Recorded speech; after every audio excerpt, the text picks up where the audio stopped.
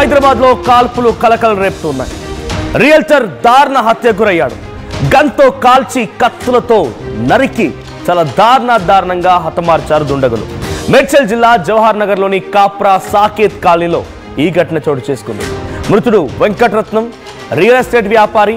అయితే పాత కక్షలే ఈ హత్యకు ప్రధానమైన కారణమై ఉండొచ్చని పోలీసులు అనుమానం వ్యక్తం చేస్తున్నారు. మేడ్చల్ జిల్లా కాప్రా దగ్గరున్నటువంటి ఒక ప్రాంతంలో ఈ సంఘటన చోటు చేసుకుంది. సో ఒక్కసారిగా రియల్టర్ చాలా అతి దారుణంగా హత్య గురయ్యాడు. కాప్రా సాకేత్ కాలనీలో ఈ ఘటన చోటు చేసుకుంది. వెంకటరత్నం అనేటువంటి ఒక రియల్ ఎస్టేట్ వ్యాపారిని గన్తో పేల్చి కత్తులతో దాడి చేసి చాలా దారుణంగా హతమార్చారు. అయితే పాత కక్షలే ఎందుకు కారణమై ఉంటాయనేది పోలీసు అనుమానం వ్యక్తం చేస్తున్నారు. సో రియల్టర్ గా ఉన్నారు కాబట్టి గతంలో కూడా చాలా మంది రియల్టర్ ఇదే రకంగా ఇబ్రహీంపట్నంలో హైదరాబాద్లోని సిటీ అవుట్స్కట్లో పలు సంఘటనల్లో ఇదే రకంగా చాలా దారుణంగా హత్య గావించబడ్డారు. మరి అప్పుడు కూడా పాత కక్షలు, తర్వాత తోటి పార్ట్నర్స్ అండ్ కొంతమంది తనతో కబ్జా చేశారనో రకరకాల ఆరోపణల నేపథ్యంలో హతమార్చే సంఘటనలు ఉన్నాయి. మరి ఇప్పుడు ఈ ఇన్సిడెంట్ ఒక్కసారిగా హైదరాబాద్ ప్రజల్ని షాక్ గురి చేసింది. సో తెల్లవారుజామున ఒక్కసారిగా కాల్పుల శబ్దం విన్నటువంటి ఆ సాకేత్ కాలనీ ప్రాంత ప్రజలు మొత్తం కూడా షాక్ గురయ్యారు. సో ప్రెసెంట్ మేడ్చల్ జిల్లా కాప్రా సాకేత్ కాలనీలో ఈ సంఘటన చోటు చేసుకుంది. సో ఒక్కసారిగా ఈ కాల్పుల శబ్దంతో హైదరాబాద్ అలర్ట్ అయింది. సో హైదరాబాద్లోని పోలీసులు కూడా ఇప్పుడు కాల్పులు చేసింది ఎవరు, ఎందుకు నిర్వాకానికి పాల్పడాల్సి వచ్చింది, ఇంతకీ ఆ దుండగులు ఎవరు, కత్తులతో చాలా దారుణంగా కత్తులు వేటకొడలు ఉపయోగించి అతని ఒంటిపై గాయాలు కూడా ఉన్నాయి.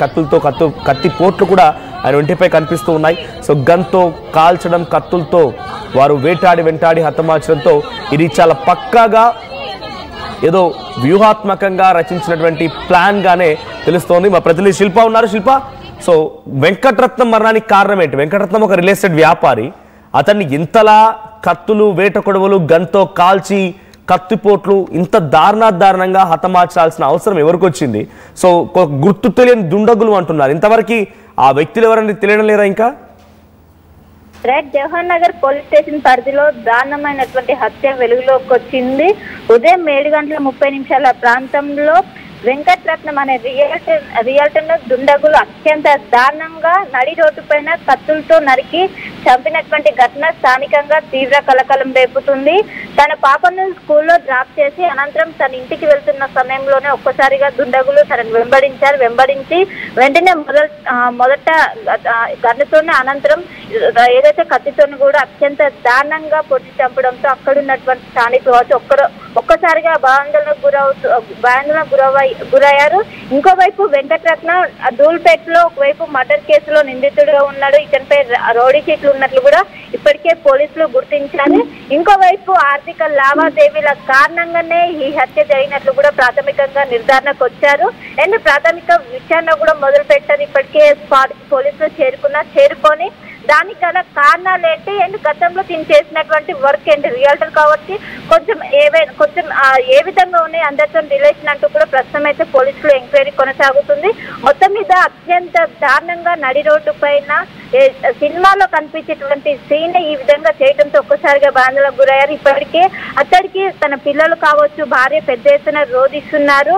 మొత్తం మీద ఒక్కసారిగా అక్కడున్నటువంటి వాళ్ళందరూ కూడా ఉలికిపడ్డారు. దీనిపైన ప్రస్తుతం పోలీసుల ఇన్వెస్టిగేషన్ కొనసాగుతుంది. కానీ ప్రాథమికంగా మాత్రం ఆర్థిక లావాదేవీల కారణంగానే ఇది జరిగినట్లు కూడా ఒకవైపు పోలీసులు భావిస్తున్నారు. ఎందుకంటే గతంలో ఇతను నిందితుడు కూడా ఉన్నాడు అండ్ రౌడీ షీటర్ అన్న పేరు కూడా ఉండడంతో ఖచ్చితంగా ఆర్థిక లావాదేవీలు గతంలో ఉన్నటువంటి ఏవైతే తనకున్నటువంటి వాళ్ళకు సంబంధించిన మొత్తం కూడా పోలీసులు ప్రస్తుతం ఎంక్వైరీ చేస్తున్నారు. ఇటు జవహర్ నగర్ పోలీసులు, అదేవిధంగా కుషాయిగూడ రెండింటి పరిధిలోకి రావడంతో మొత్తం ఇప్పుడు ఇరు పోలీసులు కూడా దీనిపైన ఒకవైపు చేస్తున్నారు. మొత్తం మీద అటు కుటుంబ సభ్యులు కావచ్చు పెద్ద ఎత్తున రోధిస్తున్నారు. కుటుంబ సభ్యులు ఏం చెప్తున్నారు అంటే తనకి ఎవరితో పగలు ఉండేవా, శత్రుత్వాలు ఉండేవా, తన వ్యాపారాల్లోనా, లేకపోతే తను మీరు చెప్తున్నట్టుగా గతంలో కూడా ఒక మర్డర్ కేసులో ఆయన నిందితుడిగా ఉన్నాడు, అక్యూజ్డ్గా ఉన్నాడు, ఆయనపై రౌడీ షీట్ కూడా ఉందని చెప్తున్న నేపథ్యంలో వాళ్ళెవరిపైన అనుమానం వ్యక్తమవుతుందో కుటుంబీకులకి?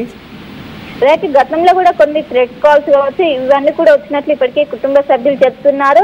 అతను వృత్తిపరంగా అనేక సమస్యలు ఎదుర్కొంటున్నట్టు చాలా మంది కూడా ఇటు బెదిరిస్తున్నట్లు కూడా గత కొన్ని రోజుల నుంచి వస్తున్నట్లు ఒకవైపు వాళ్ళ కుటుంబ సభ్యులు ఆరోపిస్తున్నారు. దాని కారణంగానే ఏవైతే కావాలని పక్కా ప్లాన్ ప్రకారం ఇది జరిగినట్లు ఇప్పటికే గుర్తించారు. ఖచ్చితంగా వాళ్లకు ఒకవైపు వాళ్లకు అనుమానం ఉన్నటువంటి వ్యక్తుల పేరుని ఇటు పోలీసులకు చెప్పారు. దాని ప్రకారం పోలీసుల ఇన్వెస్టిగేషన్ అనేది ముందుకు వెళ్తున్నది. ఖచ్చితంగా ఏదైతే పాత కక్షల మనసులో పెట్టుకొని ఇదంతా చేశారు, వాళ్ళు కావాలని ఇదంతా చేశారంటూ కూడా ఇప్పటికి, ఎందుకంటే గతంలో ఉన్నటువంటి మర్డర్ కేసులకు సంబంధించి రౌడీ షీటర్ వీటినన్నిటి ఉండడంతో పోలీసులు చాలా సీరియస్ గా తీసుకొని ఇంకోవైపు అటు కుటుంబ సభ్యులు పిల్లలకు అదేవిధంగా భార్యకు కూడా కొంచెం వైపు రక్షణ కలిగించి ఎలాంటి అవాంఛనీయ ఘటన జరగకుండా ప్రస్తుతం అయితే పోలీసులు అక్కడ భారీగా మోహరించి ఘటనా స్థలం దగ్గర ప్రస్తుతం అయితే అక్కడ ఉన్నటువంటి ఆధారాలు ప్రస్తుతం సేకరించిన అక్కడ ఉన్నటువంటి బ్లడ్ శాంపిల్స్ కావచ్చు, అక్కడ ఈ ఘటనలో ఉపయోగించినటువంటి కత్తులు కావచ్చు వాటిని మొత్తం కూడా సేకరించి ప్రస్తుతము అటు ఫోరెన్సిక్ పంపించిన అక్కడ ఫింగర్ ప్రింట్స్ సేకరించి దీనిపైన ఒకవైపు క్లారిటీ వచ్చే అవకాశం, వాళ్లకు అనుమానం ఉన్న వ్యక్తులను అదేవిధంగా ఇప్పుడు ఎఫ్సిఎల్ వచ్చినాక దాన్ని బట్టి పోలీసులు ముందుకెళ్లే పరిస్థితి అయితే ప్రస్తుతం కనిపిస్తుంది. ఇంకోవైపు ఇటు కుటుంబ సభ్యులు మాత్రం పక్కా ప్లాన్ ప్రకారమే ఇదంతా చేశారు అంటూ కూడా వాళ్ళు పెద్ద ఎత్తున ఆరోపిస్తున్నారు. ఇంకోవైపు అక్కడ ఉన్నటువంటి విగత జీవితంగా ఉన్నటువంటి తన భర్త మృతదేహాన్ని చూసి ఇటు భార్య పెద్ద ఎత్తున రోధిస్తున్న విజువల్స్ కూడా రోధిస్తున్నటువంటి దృశ్యాలు కూడా కనిపిస్తున్నాయి. దీంతో ఒక్కసారిగా అక్కడ ఉన్నటువంటి ప్రజలందరూ కూడా ఉలిక్కిపడ్డారు.